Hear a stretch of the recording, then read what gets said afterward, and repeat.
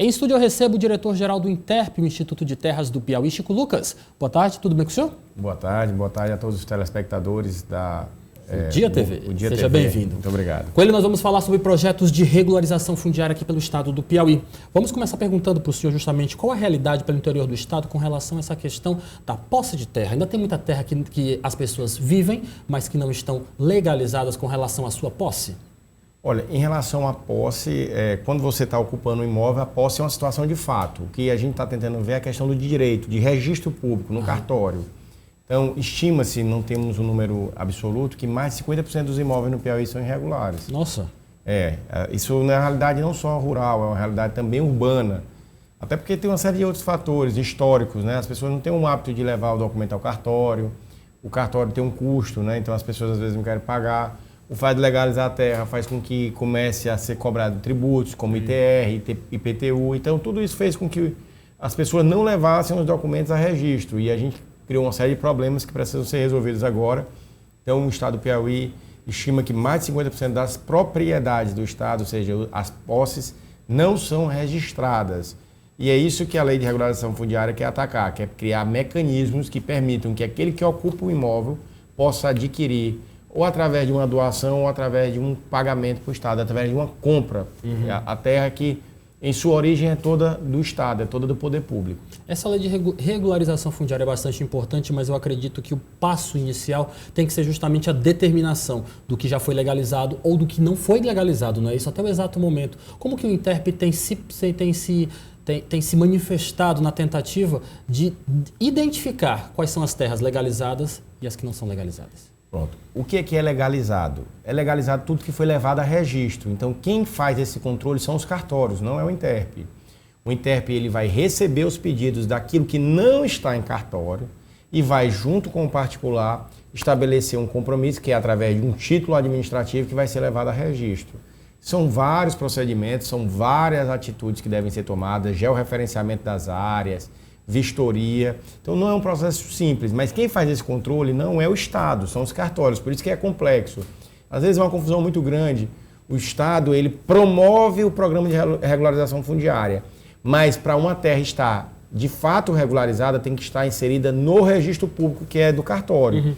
Então, às vezes, mesmo o INTERP querendo, mesmo o Estado, as prefeituras querendo, nós precisamos de um outro ator são os cartórios, que são fiscalizados, no caso, pelos juízes e pela Corregedoria de Justiça, pelo Tribunal de Justiça. Então, tem que ser uma ação que tem que ser dados vários passos e esses passos devem ser sempre em sintonia particulares, poder público, o executivo e também o poder judiciário.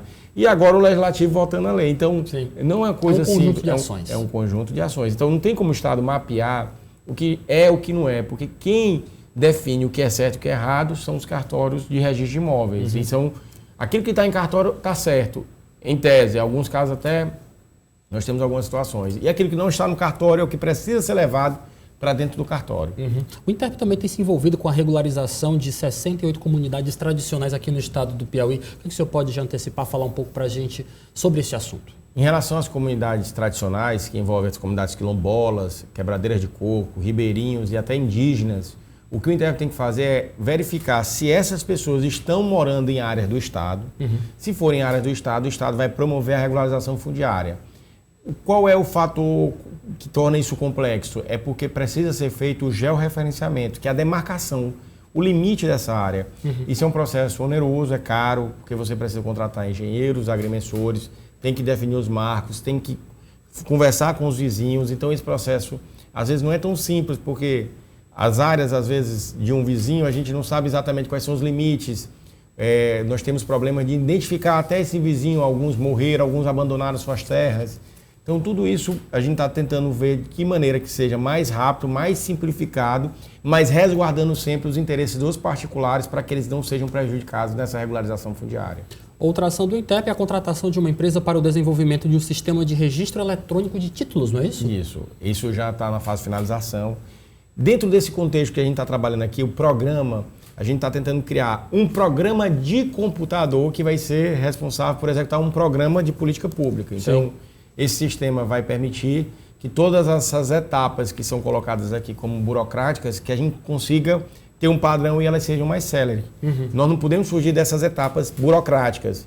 Portanto, vamos torná-las mais simples. É esse o objetivo de um sistema de computador, permitindo, por exemplo, que a pessoa possa pedir a regularização pela internet, juntando os documentos, fazendo isso de sua casa ou de qualquer outro local, sem precisar se deslocar até a sede do INTERP. Tecnologia a favor do INTERP e também a favor da regularização fundiária aqui no estado do Piauí. Para encerrar nossa conversa de hoje, eu gostaria de perguntar para o senhor sobre o resultado, o que está na pauta da reunião que vai ser realizada amanhã com a Equatorial Energias acerca do assentamento 8 de março. O INTERP também foi convocado para essa reunião, foi? Isso, o 8 de março é uma área que fica na Chapadinha Sul, lá moram hoje 174 famílias, que residem numa área do Estado. O Estado já está com o processo de abertura de matrícula da área, já está no cartório do nono ofício.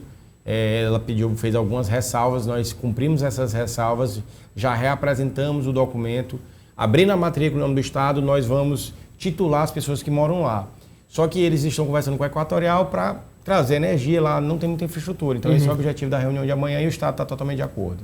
Muito obrigado pelas informações, boa tarde para o senhor e volte sempre. Eu que agradeço o espaço e estou sempre à disposição também. Muito obrigado, boa tarde mais uma vez.